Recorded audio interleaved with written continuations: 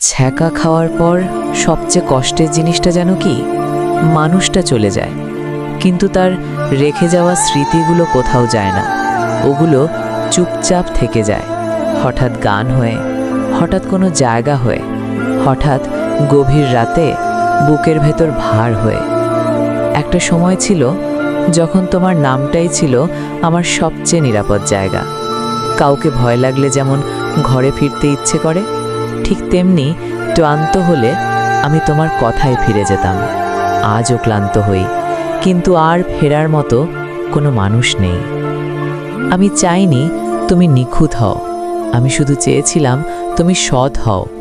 কিন্তু বুঝলাম সবাই ভালোবাসার কথা বলতে জানে, সবাই ভালোবাসা সামলাতে জানে না। রাতে ঘুম আসে, কিন্তু শান্তি আসে না। চোখ বন্ধ করলেই একটা সময়, একটা কথা, একটা হাসি হঠাৎ করে সামনে দাঁড়িয়ে যায়।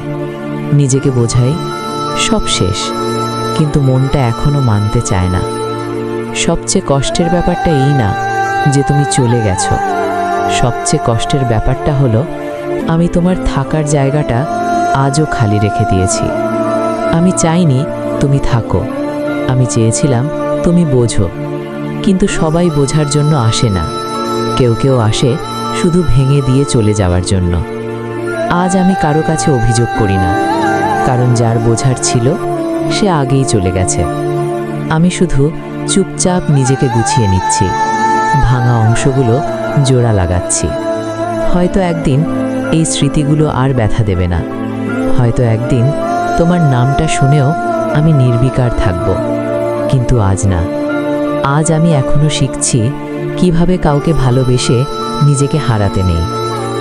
আর যদি কারো জীবনে না বলা কোনো দুঃখ, কষ্ট বা ভাঙা গল্প থাকে, আর সেটা যদি আমাদের মাধ্যমে বলতে চান, তাহলে ডেসক্রিপশন বক্সে দেওয়া মেইল অ্যাড্রেসে মেইল করতে পারেন। আপনার কথাগুলো আমরা সম্মানের সাথে রাখব, কারণ কিছু কষ্ট শেয়ার করলে হালকা হয়। ধন্যবাদ সবাইকে পাশে থাকার জন্য, শোনার জন্য। ধন্যবাদ।